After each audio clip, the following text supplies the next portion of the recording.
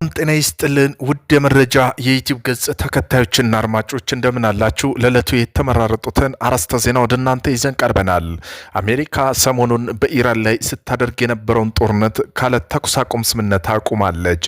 ላለፉት 3 ቀናት በኢራን ላይ አንድም ጥቃት አልፈጸመች። ይህ ሆነው በዋናነት በሶስት ምክንያቶች። እነዚህ ምክንያቶች ምንድናቸው የሚለውንም የዜና ጥንቅራችን በሰፊው ይዳስሰዋል።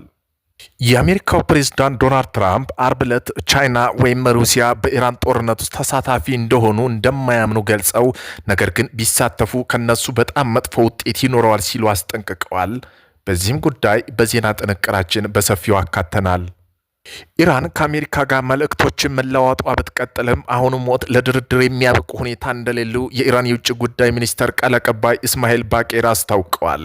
ቃል አቀባዩ ዋሽንግተን የምትወስዳቸው ወታደራዊ እርምጃ የዲፕሎማሲ መንገድ እያዳከመኝ ትገኛለች ሲሉ ከሰዋል። በዜና ጥንቅራችን አካተናል። ቆይታችሁ ትሰሙታላችሁ። ፔንታጎን በኢራን ጦርነት የሞቱትና የቆሰሉት የአሜሪካ ወታደራዊ ቁጥር መቀነሱ አነጋጋሪ ሆነ። ሲቢኤስ ኒውስ እንደገለጸው ከሆነ በኢራን ጦርነት ጉዳት የደረሰባቸው የአሜሪካ ጦር ኃይሎች አባላት ቁጥር ላይ ማስተካከያ ተደርጓል። በዜና ጥንቅራችን አካተነዋል። ቆይታችሁ ትሰሙታላችሁ። አዲሱና ዘመናዊ የኢራን ስሪት ሚሳኤል የተሳካ ሆኖ ተገኘ። በቅርብ የተመረተው ይህ ዘመናዊ ሚሳኤል ረጅም ኪሎ ሜትሮች አቆራርጦ ግቡን መምታት ይችላል። ይህ ተምዘግዛጊ ሚሳኤል የአየር መከላከያ ከፍታ ኪሎ ሜትሮች ጥሶ መብረር የሚችል ሲሆን አሜሪካ ከተሞች ደርሶ ድባቅ መምታት ይችላል ተብሏል። ኢራንም በዚህ ጦርነት ትጠቀም ይሆን የሚለው የብዙም ጥያቄ ነው። በዜና ጥንቅራችን አካተናል። እነዚህን የመሳሰሉ አርዕስተ ዜና ወደ እናንተ ይዘን ቀርበናል። ቤተሰብ ለመሆን ላይክ፣ ሸር፣ ሰብስክራይብ ማድረገውን እንዳይረሱ። አሜሪካ ሰሞኑን በኢራን ላይ ስታደርግ የነበረው ጦርነት ካለ ተኩስ አቁም ስምምነት አቁማለች። ላለፉት 3 ቀናትም በኢራን ላይ አንድም ጥቃት አልተፈጸመም። የሆነው በዋናነት በ3 ምክንያት ነው። የመጀመሪያው የአሜሪካ የመሳሪያ ክምችት በፍጥነትና አሰጊ በሆነ እየተመናመነ መሆኑን አሜሪካ ጦር አመራሮች ለትራምፕ አስተዳደር የመሳሪያ ክምችት መመናመን ከነገሩ በኋላ ትራምፕ ጦርነቱ እንዲቆም ማድረጉ ኒውዮርክ ታይምስ ያወጣው መረጃ ያሳያል። በተለይ የአየር መከላከያ ሚሳኤሎች የአሜሪካ ከፍተኛ ሁኔታ ማጣቷ ቀጣይ ጦርነት ሊከሰትባት የመፈጸም አቅሟ ከፍተኛ ሁኔታ ይገታል ያለው የአሜሪካ ጦር አመራሮች ነው።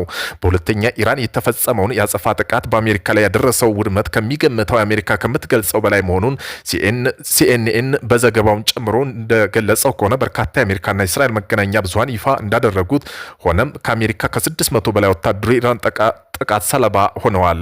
ሰሞኑን እንኳ በጆርዳንና በኢራቅ የሚገኙ የአሜሪካ ጦር ሰፈሮች ላይ ኢራን የወሰደችው ጥቃት የአሜሪካ ከገለጸችው እጥፍ በላይ ወታደሮች እንደሞቱባት ጀሩሳሌም ፖስት ይዞ የወጣው መረጃ ያሳያል።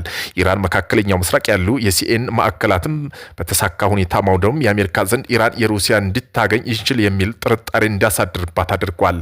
በርካታ የአሜሪካ ጦር ሰፈሮችም ተመተዋል። ይህም የአሜሪካ ካለምንም ተኩስ አቁም ስምምነት ጦርነት ለማቆም ተገዳለች።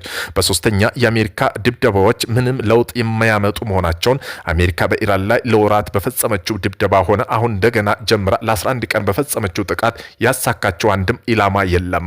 ኢራንም ጥቃቱን እንዳትላመደውና ጉዳቶች እንደሚቀንሱ ስትራቴጂካዊ እንዲታዳብር አስችሏታል።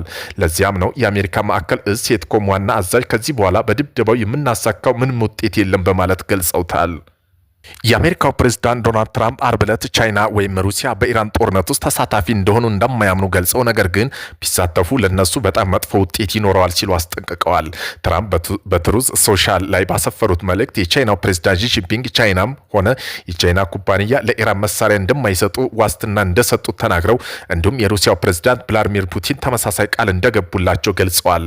ትራምፕ አክለው ለቴህራን መሳሪያ ማቅረብ ለቤጂንግም ሆነ ለሞስኮ ጥቅም የማይሰጥ እንደሆነ ገልጸው ዩናይትድ ስቴትስ ሁኔታውን በቅርብ እየተከታተለች መሆኑን አመላክተዋል። ከአሜሪካ ጋር መልእክቶችን መለዋወጧን ብትቀጥልም በአሁኑ ወቅት ለድርድር የሚያበቁ ሁኔታዎች እንደሌሉ የኢራን የውጭ ጉዳይ ሚኒስተር ቃል አቀባይ እስማኤል ባቄር አስታውቀዋል። ቃል አቀባይ ዋሽንግተን በምትወስዳቸው ወታደራዊ እርምጃ የዲፕሎማሲውን መንገድ እያዳከመችው ትገኛለች ሲሉ ከሰዋል። እንደ ባቄር ዘገባ ከሆነ ከኦስትሪያ ኦአርኤፍ ቴሌቪዥን ጣቢያ ጋር ባደረጉ ቃለ ምልልስ እንዳብራሩ ከሆነ አሁን ላይ የኢራን የቅርብ ጊዜ ዋነኛው ትኩረት ወደ ድርድር ጠረጴዛ መምጣት ሳይሆን የሀገሪቱን ሉዓላዊነት ማስከበር ነው ብለዋል። መልእክቶቻችን እየተለዋወጥን ነው፣ ነገር ግን አሁን ላይ ቅድሚያ የምንሰጠው የኢራን ሉዓላዊነት፣ የግዛት አንድነት፣ ህዝባችንን ለመጠበቅ ነው ሲሉ ቃል አቀባዩ አጽንኦት ሰጥተው ተናግረዋል። ፔንታጎን በኢራን ጦርነት የሞቱትና የቆሰሉት የአሜሪካ ወታደራዊ ቁጥር መቀነሱ አነጋጋሪ ሆኗል። ሲቢኤስ ኒውስ እንደገለጸው በኢራን ጦርነት ጉዳት የደረሰባቸው የአሜሪካ ጦር ኃይሎች ቁጥር ማስተካከያ ተደርጓል። እንደ ዘገባው ከሆነ በአሜሪካ ጦር ሚኒስቴር ወይም ፔንታጎን ድረገጽ ላይ ሮብ ዕለት የተሰፈረው አሃዝ የሞቱት 18 የቆሰሉት 480 መሆኑን የሚገልጽ ነበር።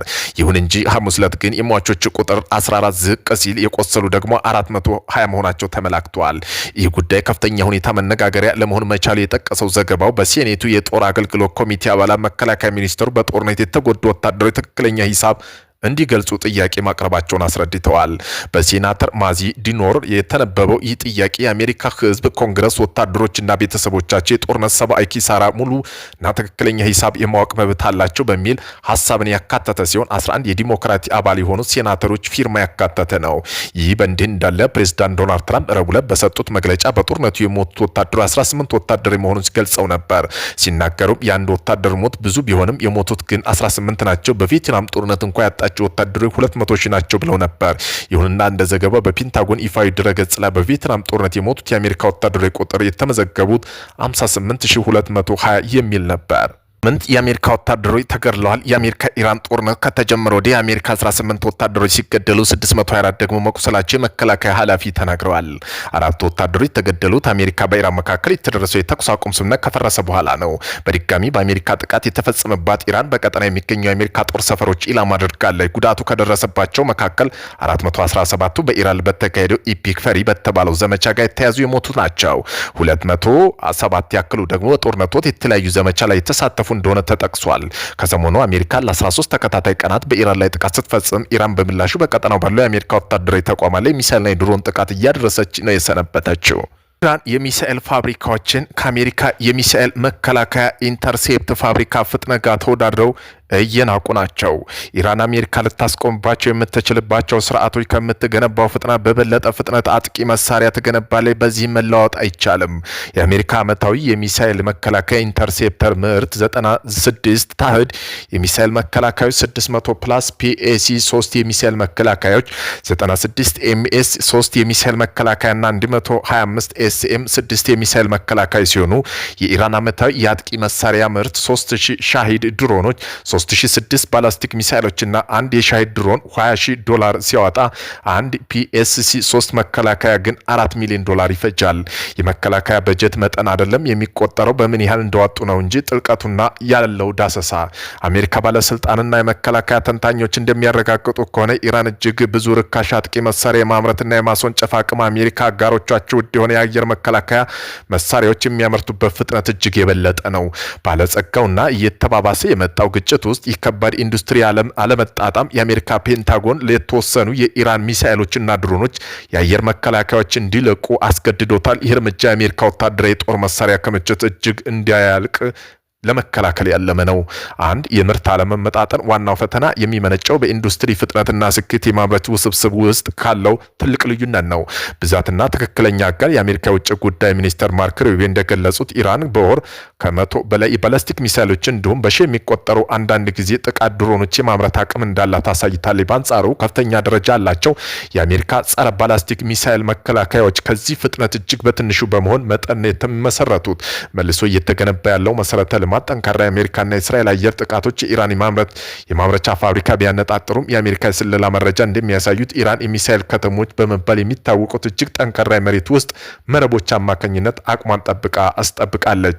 በሁለተኛው የገንዘብና ሎጂስቲክስ ስሌት የመከላከያ ከጥቃት ያለው የውጭ ሬሾ ለኢራን ስትራቴጂካዊ አቀንቃኞች ስልት ያድላል። የውጭ ልዩነት ኢራን ለማምረት እያንዳንዳቸው በግምት $35,000 የሚያወጡ የሻሂድ አይነት ቁራጭ መሳሪያ በእጇ ትመካለች። እነሱን ለመጣል ኢትዮጵያ ኃይሎች ብዙ ጊዜ ፓትሪዮት ፒኤሲ ኤምኤስ መከላከያ በአንድ ሚሳኤል $4 ሚሊዮን ዋጋ ያለው ወይም ታሃድ አዙሪት እያንዳንዱ $12 ሚሊዮን የሚደርሱ ይጠቀማሉ። የመተካ ጊዜ ሰሌዳ አሜሪካ ሰፊ ግጭት በደረሰባቸው የመጀመሪያ ደረጃ የዓለም አቀፍ የታሃድ ክምችት ትልቅ ድርሻ ተጠቅማለች። ልክ እንደ ሎሃንድ ማርተንና ኤርቲኪስ ያሉ የመከላከያ ተቋራጭ ምርት እያፋጠኑ ቢሆንም የላቁ መከላከያ መገንባት ፈጣን የጦር ሜዳ ፍጆታ መከታተል የማይችሉ ብዙ ዓመታት ፕሮጀክት ነው። በሶስተኛ የፔንታጎን ስትራቴጂካዊ ለውጦች የአሜሪካ መከላከያ ኢንዱስትሪ መሰረት እንዲሁም የላቁ ስርዓቶች ወደ አሁኑ መተካት ስለማይችሉ ወደ ተመረጠ የመጥለፍ ስልት ተሸጋግሯል። ሆኖም ተብሎ የሚደረገው አለማስተናገድ ወታደራዊ አዛዦች አሁን በአሜሪካ ሰራተኞች ወይም አስፈላጊ መሰረተ ልማቶች ርቀው ያርፋሉ ተብሎ ሲገመት አንዳንድ ፕሮጀክቶች የአየር መከላከያ ማጣሪያዎች እንዲለቁ ሆን ተብሎ ይፈቀዳሉ። የቲያትር ማጠናከሪያ የመከላከያ ጥልቀት ለመጠበቅ ፔንታጎን ወሳኝ የመከላከያ አክሲዮኖች ከሌሎች የዓለም ክፍሎች ኢንዶ ፓሲፊክ ጨምሮ ወደ ሴትኮም እንዲዘዋወሩ ተገዷል። ይህ ሰፊ የአሜሪካ ስትራቴጂካዊ ዝግጁነት አጥብቆታል።